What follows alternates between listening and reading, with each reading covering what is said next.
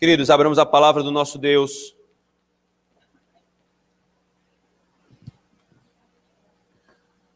O Deus que criou o mundo pela sua palavra. Pela palavra encarnada, Ele redimiu o mundo. Pela sua palavra, irmãos, Ele sustenta a nossa fé. Agora nós seremos alimentados por ela. Hebreus capítulo 13. Hebreus capítulo 13.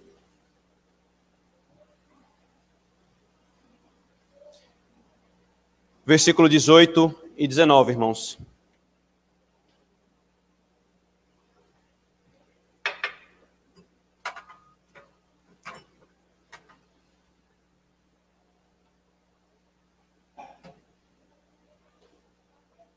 Diz assim a palavra do Senhor. Ouçamos com fé, irmãos, a leitura e a pregação da palavra do Senhor, que diz: Orai por nós, pois estamos persuadidos de termos boa consciência, desejando em todas as coisas viver condignamente.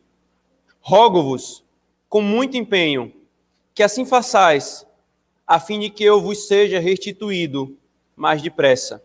Amém. Oremos, irmãos. Filhos da aliança, a palavra que vocês vão contar é oração. Oração. Oremos. Senhor Deus, agora, Senhor, nesse texto que nós chegamos na caminhada sequenciada no livro, na Epístola aos Hebreus, que Tu inspiraste, Senhor. Agora nós vamos aprender sobre oração. Aquilo que é tão fundamental, Senhor, no nosso relacionamento contigo, no nosso culto que prestamos ao Senhor.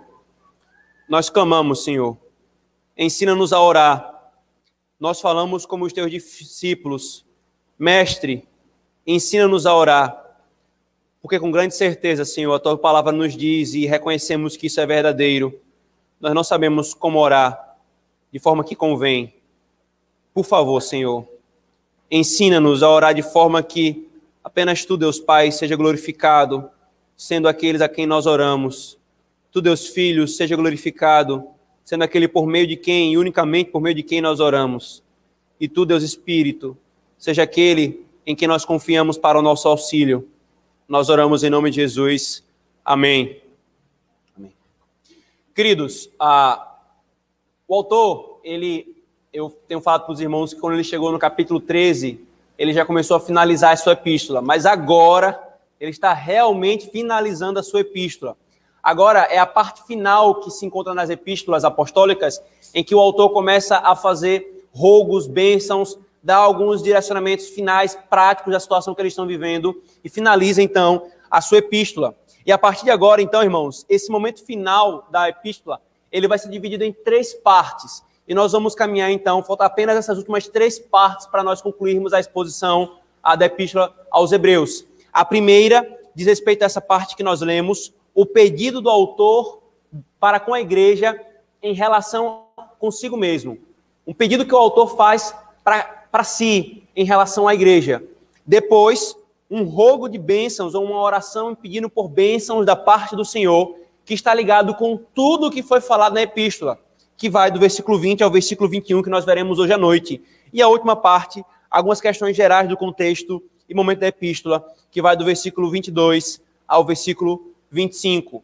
Hoje, irmãos, agora pela manhã, nesse epílogo, nós vamos ver apenas o versículo 18 e 19, no qual o autor aos Hebreus pede a esses crentes, a essa igreja, que orem por ele.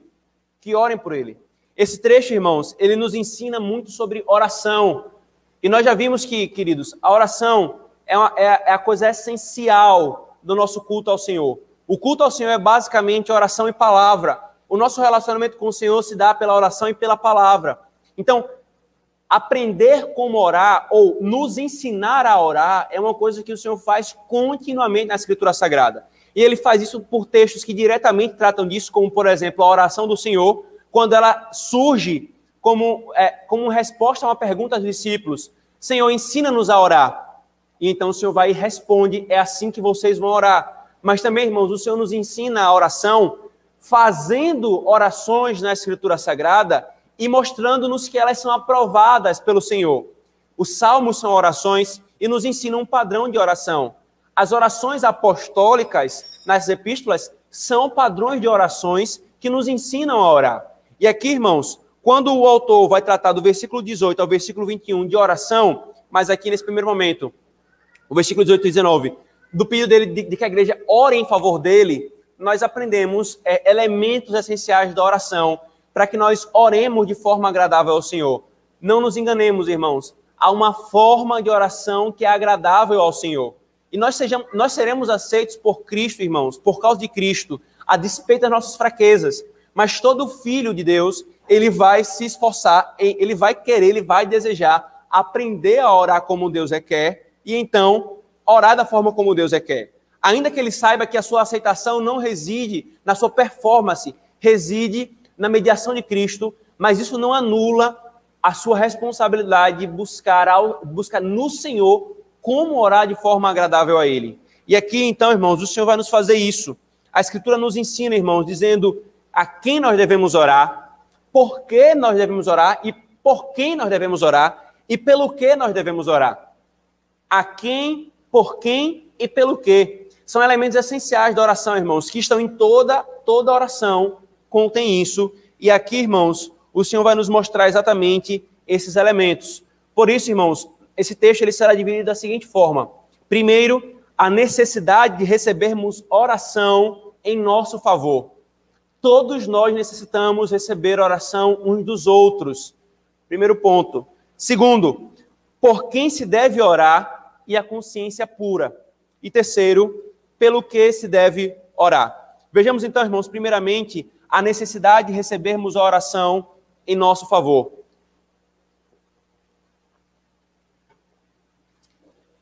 O autor, irmãos, ele se dirige aos seus leitores pedindo que eles orem por ele, ou por aqueles que estavam com ele, né? Ele fala, veja o início do versículo 18 e início do versículo 19. Orai por nós, ele fala, orai por nós. Aí versículo 19, rogo-vos com muito empenho que assim façais, a fim de que eu vos seja restituído o mais depressa possível. Veja, irmãos, o autor inicia essa parte aqui pedindo à igreja que a igreja ore em favor dele. E aqui ele fala, orai por nós. Alguns comentam que provavelmente é possível que esse autor tivesse com mais alguma pessoa que fosse conhecido da igreja, então o nós envolve ele e outras pessoas, como Paulo às vezes estava com Silas, estava com Timóteo, estava com Silvano, mas provavelmente aqui, irmãos, quando ele fala assim, para que eu seja restituído, esse nós aqui é um nós retórico. Sabe quando nós falamos nós simplesmente por uma questão de retórica ou de humildade, ou de querer, não querer se destacar demais? Então, provavelmente é isso que está acontecendo aqui. O autor está pedindo para que a igreja ore por ele. O ponto, irmãos, é que ele pede oração em favor dele e reforça isso. Quando ele diz assim, irmãos, rogo-vos com muito empenho. Ele não está falando assim, que com muito empenho vocês orem, embora a Escritura nos ordena orar com empenho. Mas ele não está falando isso.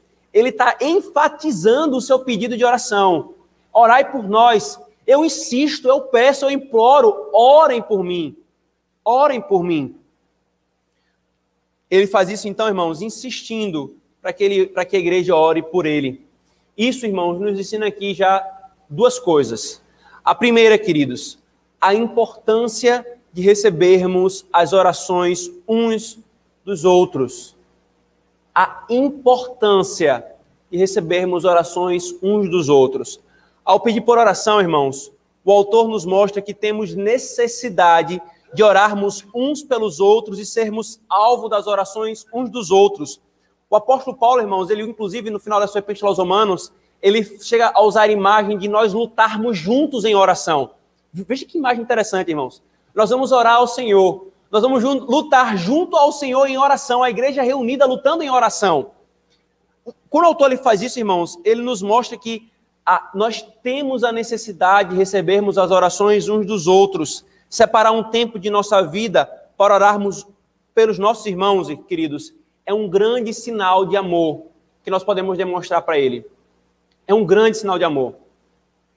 Não há nada mais amoroso, irmãos, do que você separar um tempo da sua vida e você dedicar aquela pessoa para o Senhor. Você apresentar aquela pessoa para o Senhor nas suas demandas e nas suas necessidades. Como quem diz, eu realmente estou querendo o bem do meu irmão. Aquela pessoa que está no meu coração em pensamentos, eu estou abrindo mão de um tempo que eu poderia fazer qualquer outra coisa para mim, para orar por ele. Eu estou apresentando aquele irmão ao Senhor. Orar, irmãos, pelos nossos irmãos, é um grande sinal de amor. A reunião de oração, irmãos, e doutrina é exatamente a ocasião de nós vivermos isso. É a ocasião, irmãos, em que podemos dizer, orem por mim, irmãos.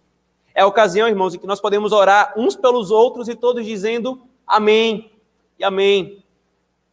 É a ocasião que nós temos, irmãos, de conhecer as aflições que os nossos irmãos têm passado.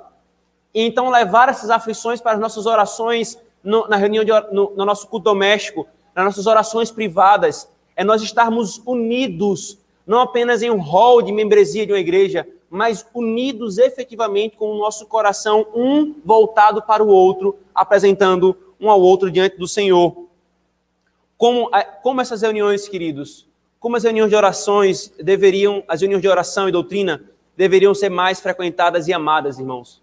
E isso aqui, irmãos, parece uma coisa generalizada no meio das igrejas.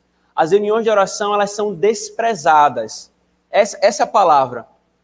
Queridos, vocês sabem quão zelosos nós presbiterianos somos com relação ao culto. E nós lutamos e nós brigamos para que o culto do Senhor seja feito da forma que Ele agrada. Mas, irmãos, o padrão do Senhor, na prática da igreja do primeiro século, que é o nosso referencial, não é simplesmente o culto público. É o culto público como expressão pública da igreja, mas é a reunião de oração como expressão privada da igreja. A igreja reunida, você lê o livro de Atos, você vê, a igreja se reunia para partir o pão no culto. A igreja se reunia para ouvir a exposição da palavra, o culto. Mas também você tem lá, a igreja estava reunida orando uns pelos outros. A oração do Senhor, irmão, a reunião de oração, irmãos, deveria ser mais frequentada e amada. Se não há impedimentos, outros, irmãos, impedimentos lícitos, e muitas vezes acontece isso durante a semana, realmente surgem situações de impedimento, de empecilhos, diferente do dia do Senhor, que é voltado apenas para o culto a Ele. Mas caso não haja, irmãos, ela deveria ser desejada por nós. Deveríamos nos esforçar por organizar a agenda para orarmos juntos. E quantas não foram as vezes, irmãos, que nós já testemunhamos o Senhor respondendo às nossas orações positivamente e até mesmo negativamente. Nós oramos por uma coisa e não demorou nem muito, o Senhor nos deu a resposta positiva. Irmãos, nós já perdemos a conta de quantas vezes isso já aconteceu. Isso deveria nos encorajar a orarmos mais ao Senhor. Mas ainda que o Senhor sempre nos dissesse não, irmãos, o simples fato de estarmos juntos, orando uns pelos outros, fazendo com que eu colocando-me na ocasião em ser alvo das orações do meu irmão, e eu dando a bênção de orar pelo meu irmão, isso já seria suficiente, irmãos, para que a reunião de oração fosse mais frequentada, amada e valorizada no meio das igrejas e na nossa igreja, queridos. Ainda, irmãos, esse texto também nos ensina, esse primeiro momento, uma segunda coisa, que é a necessidade de orarmos pelos pastores, isto é, pelos líderes da igreja. O autor aqui, irmãos, era provavelmente um apóstolo ou alguém próximo aos apóstolos, um evangelista.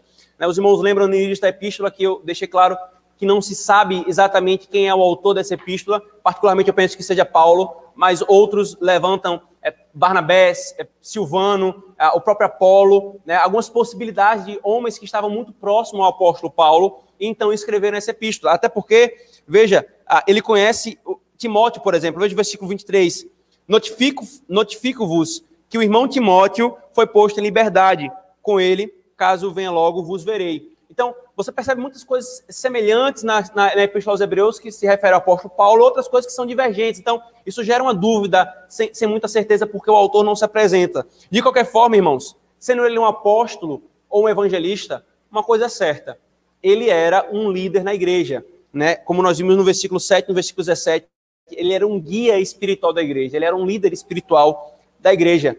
E mesmo assim, irmãos, mesmo assim, ele pede oração para a igreja, queridos. Os pastores, irmãos, não precisam de menos oração do que os membros da igreja. Muito pelo contrário, queridos.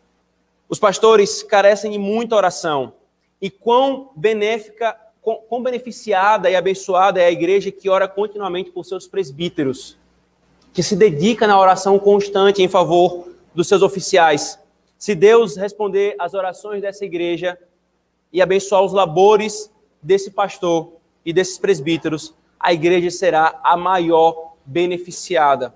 O autor, irmãos, pede a oração a fim de que ele seja liberto e esteja com eles. E aqui, queridos, parece um motivo temporário, né?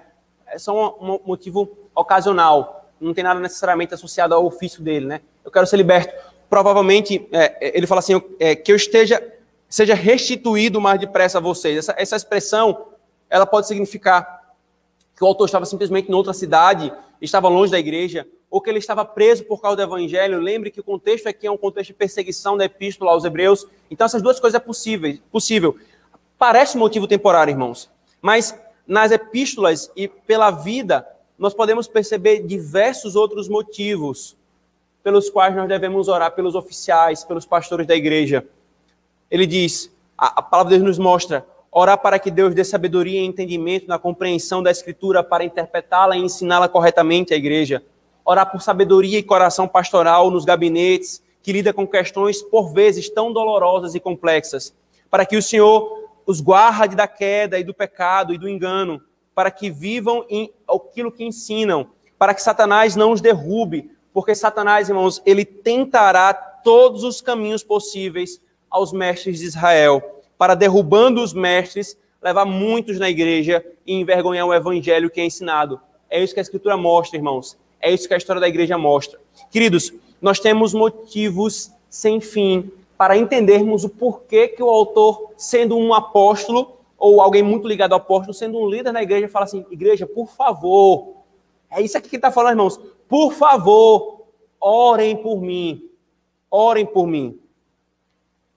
Irmãos, muitas e pesadas são as responsabilidades, as pressões e os deveres dos pastores.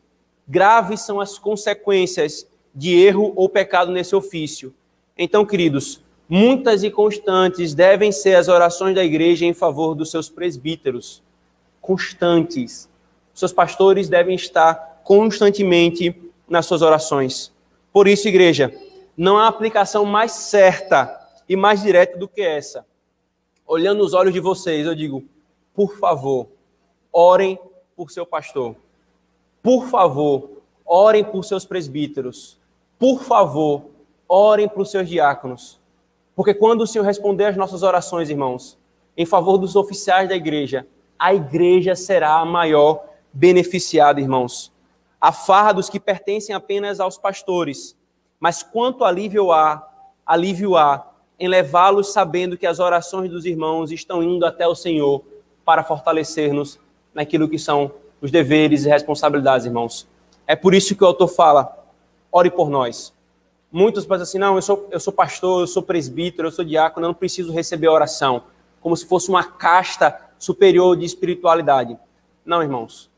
Quanto mais maduro um homem é, mais ele entende, eu preciso das orações da igreja. Quer seja um irmão que não tem nenhum ofício, orando em favor de outro irmão, quer seja um pastor orando pela igreja, ou a igreja orando por um pastor. Isso, irmãos, faz com que o nosso amor uns pelos outros seja sempre alimentado pela chama da oração e esteja sempre quentinho. Que nós possamos sentir que o amor não é simplesmente da boca para fora.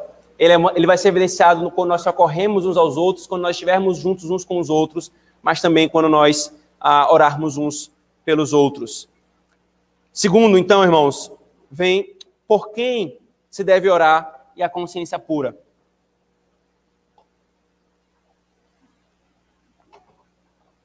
Veja o que ele fala aqui, irmãos. O autor, ele reforça a razão de pedir oração, irmãos, ou ele justifica o seu pedido com essa expressão aqui, veja o versículo 18. Orai por nós, pois estamos persuadidos de termos boa consciência, desejando em todas as coisas viver condignamente. É assim que ele justifica, irmãos, o motivo, o pedido dele. Essa expressão, irmãos, ao dizer nós estamos persuadidos, é uma expressão para dizer o seguinte, nós estamos certos. Eu tenho certeza de que nós temos boa consciência, ou uma consciência limpa. Com isso, irmãos, o autor ele nos mostra que há um critério claro e estabelecido por quem nós devemos orar. há um critério claro, irmãos. Veja, partindo da forma geral para ir para o aspecto específico dessa doutrina aqui desse texto. Essa doutrina no seu sentido geral para a doutrina que é ensinada aqui nesse texto. A doutrina no sentido geral, irmãos, nos mostra que tem pessoas específicas por quem nós devemos orar e por quem nós não devemos orar. Por exemplo, a Escritura é clara, nós não devemos orar aos mortos ou pelos mortos. A Igreja Romana, por exemplo, faz as suas missas de sétimo, de terceiro, de sei lá quantos dias, em favor dos mortos, por causa da concepção que ela tem da ímpia doutrina do purgatório. Mas a Escritura não ordena orar pelos mortos, exceto o livro apócrifo, que não é a Escritura, que orienta isso, que fala que deve ser feito isso. Então aqui está claramente o princípio por que nós não devemos orar. Nós não devemos orar por pessoas que já morreram. Mas, irmãos, nós temos aqui um outro princípio. Veja, por favor, 1 Timóteo primeiro. Primeiro texto é 1 Timóteo.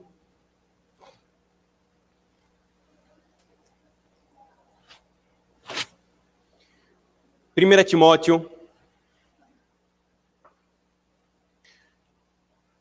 capítulo 2, versículo 1. E o versículo 2. 1 Timóteo 2, versículo 1 e o versículo 2, que diz: Antes de tudo, pois, exorto que se use a prática de súplicas, orações, intercessões, ações de graça em favor de quem? Ele fala, de todos os homens, em favor dos reis e dos que se acham investidos de autoridade. Então, veja, irmãos, ele fala, vocês vão orar em favor de todos os homens, certo?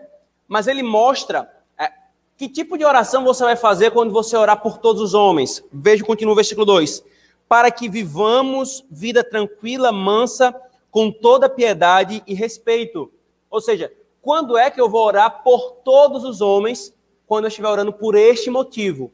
Que eu vou orar por todos os homens, ou seja, em outras palavras, eu vou orar pela sociedade em geral, eu vou orar pelos reis, isto é, por aqueles que têm autoridade no nosso contexto. Eu vou orar pelos prefeitos, pelos governadores, pelo presidente, pelo legislativo, pelo judiciário, visando o quê? Visando que nós tenhamos uma vida tranquila, uma vida mansa, uma estrutura na sociedade em que a piedade possa florescer e se desenvolver.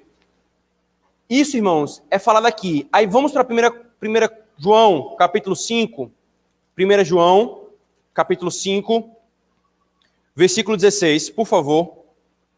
1 João, capítulo 5, versículo 16.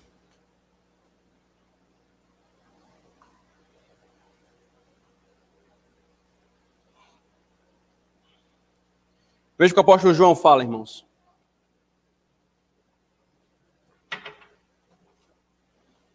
O apóstolo João diz, queridos, se alguém vir a seu irmão cometer pecado, não para a morte, pedirá, e Deus lhe dará a vida.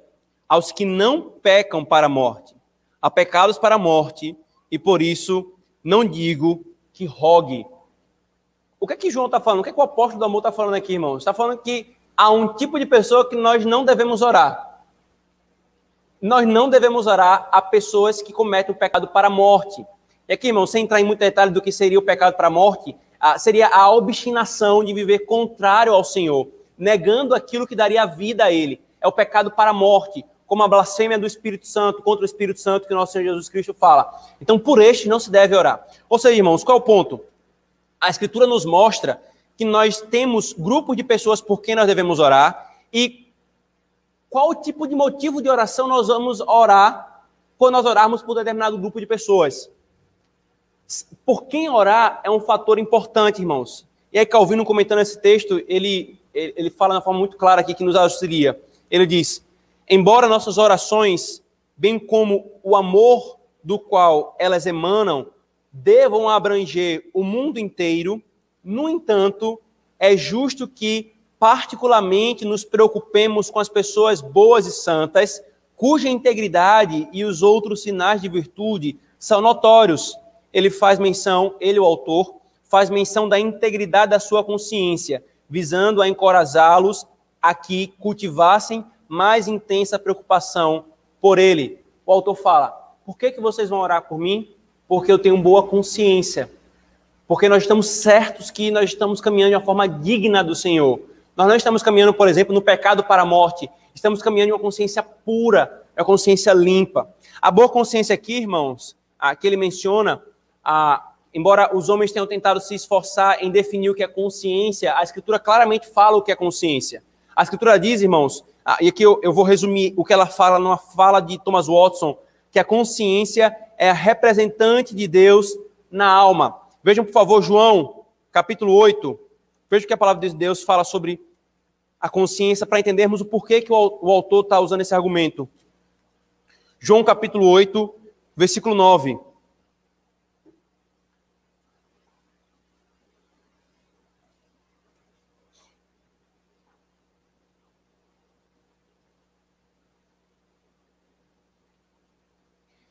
Mas, ouvindo eles esta resposta e acusados pela própria consciência, foram se retirando um por um, a começar pelos mais velhos até os últimos, ficando só Jesus e a mulher no meio onde estavam. Romanos capítulo 2, por favor. A Escritura fala tão abundantemente, irmãos, sobre a consciência, que os puritanos tinham obras e obras só tratando sobre a consciência. Romanos capítulo 2, versículo 15. Estes mostram a norma da lei gravada no seu coração, testemunhando-lhes também a consciência e os seus pensamentos, mutuamente acusando-se ou defendendo-se. Agora, a 2 Coríntios, por favor. 2 Coríntios, capítulo 1, versículo 12. Porque a nossa glória é esta, o testemunho da nossa consciência, de que com santidade e sinceridade de Deus, não com sabedoria humana, mas na graça divina, temos vivido no mundo e mais especialmente para convosco. Ou seja, irmãos, a consciência, ela é o embaixador de Deus na alma do homem. É o seu tabelião anotando os seus pensamentos, palavras e ações. É o nosso supervisor que nos repreende em secreto. É o nosso espelho que nos diz qual é o estado do nosso coração. Quando ele fala consciência, irmãos, é porque a consciência ela está intimamente ligada à culpa. É onde está a sede da culpa do pecado. O ponto é, nós temos caminhado com a consciência limpa. O que é isso, irmãos? A consciência limpa é aquela consciência que, julgando-se pela palavra, que é o padrão mais limpo e puro que nós temos, constata-se que não há condenação de uma vida em pecado, ou seja, uma vida que seja entregue ao pecado ou à hipocrisia. Uma consciência, irmãos, que sabe que, apesar de suas fraquezas, tem buscado viver de forma digna. Isso, irmãos, é a consciência pura. E é isso que muitos dos homens procuram em suas angústias na sua alma. São consciências que não estão puras. São consciências totalmente carregadas e sobrecarregadas de pecado, de engano, de auto-engano. E aí o autor fala, esse é o motivo pelo qual vocês devem orar por mim. Eu tenho uma consciência limpa. Irmãos, a consciência pura, só para vocês verem, nós não vamos abrir, mas alguns textos que foram levantados aqui. Jó 27:6, Atos 23:1, Atos 24:16, 1 Timóteo 1:5, 1 Timóteo 1:19, 1 Timóteo 3:9, 2 Timóteo 3:9 e muitos outros textos fazem referência à consciência e especificamente à consciência pura, como uma coisa que o crente deve buscar, como uma coisa que qualifica um crente que caminha com maturidade na sua caminhada. E em seguida, então, irmãos, ele diz, esclarecendo o que ele quer dizer com a consciência pura. Veja o que ele fala, volte comigo para o capítulo 13. Ele diz, estamos persuadidos de termos boa consciência, desejando em todas as coisas viver condignamente. Ou seja, irmãos, uma pessoa que despreza a palavra, não se avalia por ela, nem busca viver de forma digna, não possui uma consciência verdadeiramente pura. Não possui uma consciência verdadeiramente pura.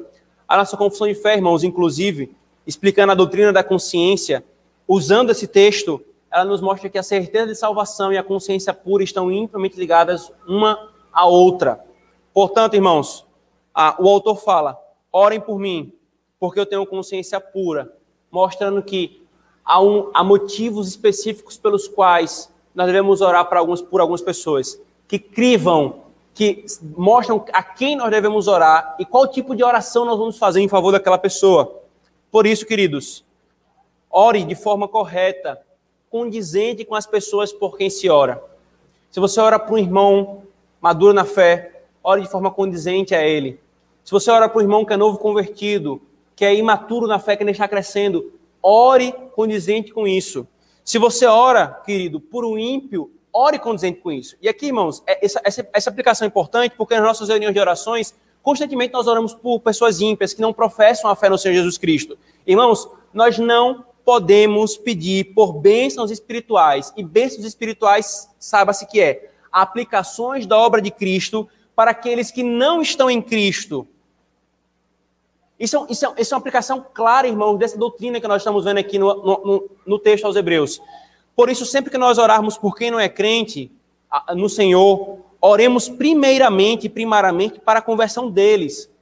Consolo, saúde, não serão bênçãos da parte do Senhor se a pessoa não for convertida. Serão juízos sobre a pessoa. Consolo, irmãos, o consolo para a nossa alma, o consolo que nós recebemos, ele vem do Espírito Santo. Orar por qualquer consolo que não seja o que vem do Espírito Santo, irmãos, é orar por auto-engano. Não, pastor, mas os não crentes também, eles deveriam ter isso. Se eles querem isso, eles têm que buscar naquele que diz: vinde a mim todos os que estáis cansados e sobrecarregados, e eu vos aliviarei. Colocar qualquer paliativa a isso, irmãos, tentar consolar de alguma forma, sem o evangelho, alimentar o auto-engano. A pessoa vai continuar pensando: realmente eu não preciso desse Cristo para ter consolo para minha alma. É por isso que, como igreja, irmãos, quando nós oramos em favor dos ímpios, nós oramos pela saúde deles, nós oramos por outras questões que são colocadas, mas a primeira coisa que deve ser orada é: Senhor, converte a alma destes que são nossos entes queridos, desses que são os nossos amigos, desses o que for. Porque se eles não tiverem, irmãos, a conversão da sua alma, se essa alma não estiver em paz com Cristo, se eles não tiverem a saúde da sua alma, nada será considerado como bênção da parte do Senhor, irmãos.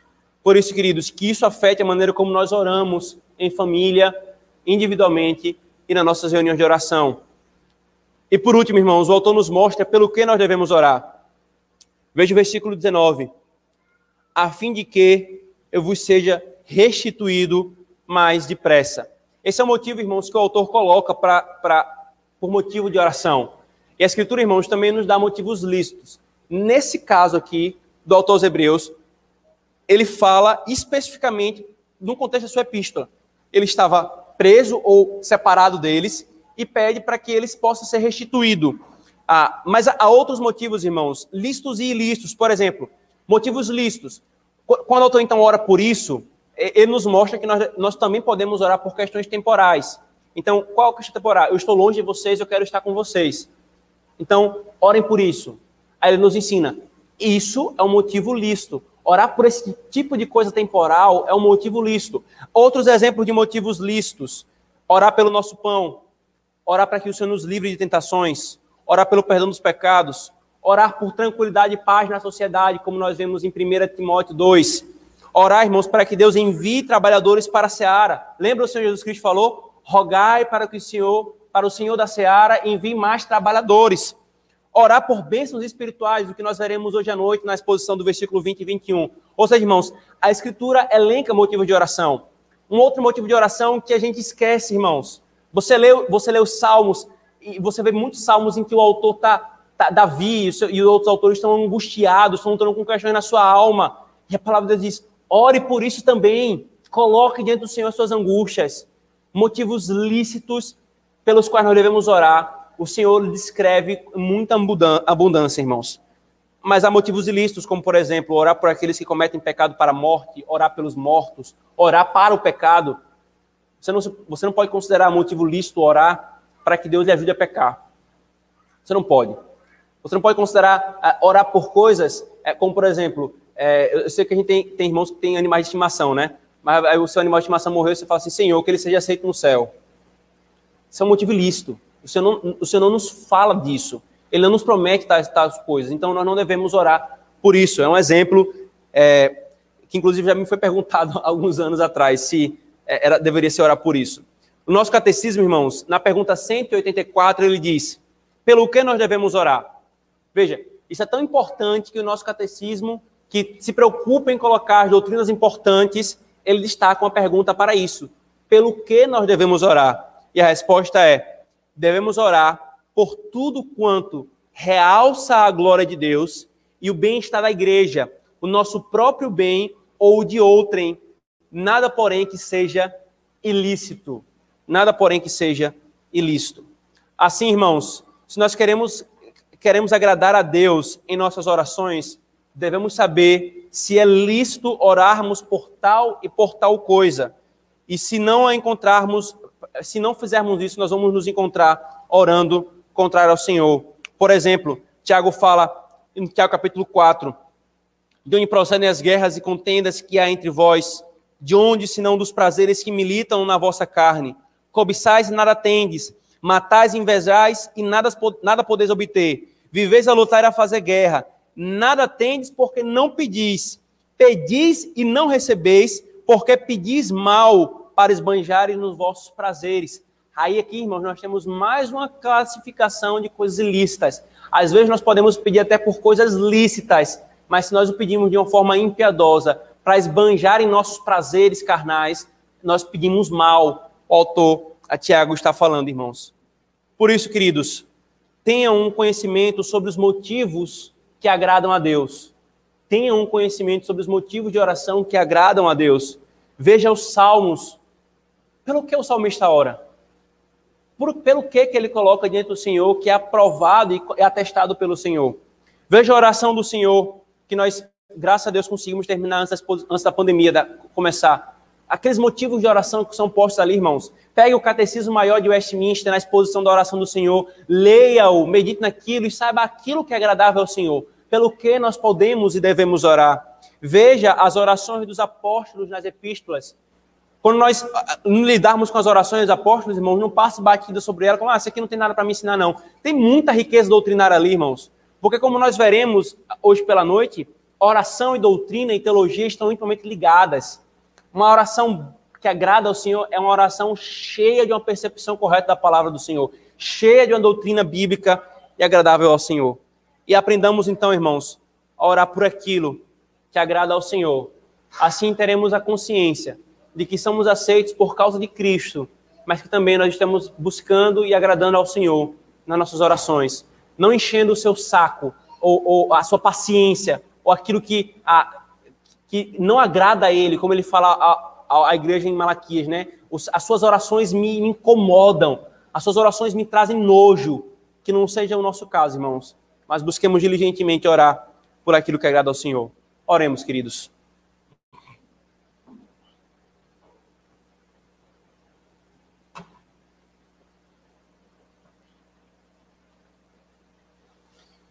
Senhor, obrigado por nos ensinar, Pai, com tanta clareza na Tua palavra, tanto diretamente quanto pelos exemplos e a prática dos Teus filhos na Escritura Sagrada, como nós devemos orar, Senhor.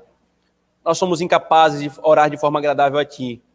Por isso, Senhor, ajuda-nos, ensinando-nos a orar, imprimindo tais ensinos em nosso coração, Senhor, e nos conduzindo, então, à oração agradável a Ti. Aceita as nossas orações, conduze-nos a orarmos mais uns pelos outros, Senhor. Faz-nos uma igreja de oração, uma igreja que é constante na prática privada, familiar, comunitária, nas reuniões de oração e doutrina, e pública no culto ao Senhor. Dá-nos essa graça, Senhor, nós oramos em nome de Jesus. Amém.